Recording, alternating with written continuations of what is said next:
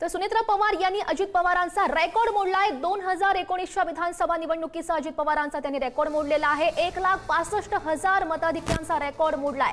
सुनेत्रा पवारांनी अजित पवारांचा 2019चा रेकॉर्ड मोडलाय।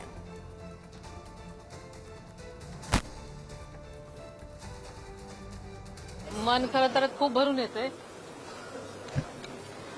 पण आज बारामतीकरांनी जो दादांवरती विश्वास दाखवलेला आहे, प्रत्येक बारामतीकरांनी दादांनी केलेल्या विकास कामांचं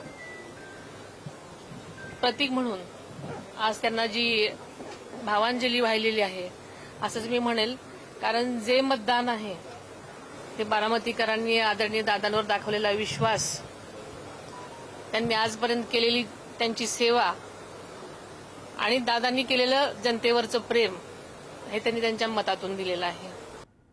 तर बारामती विधानसभा पोटनिवडणुकीमध्ये सुनेत्रा पवार या विजयी झालेल्या आहेत। ते सुनेत्रा पवार 2,18,930 मतांनी विजयी झाल्यात। विजयाची औपचारिक घोषणा फक्त बाकी असल्याची माहिती। 2,18,930 मतांनी सुनेत्रा पवार या विजयी झालेल्या आहेत। मात्र या विजयाची औपचारिक घोषणा फक्त बाकी आहे।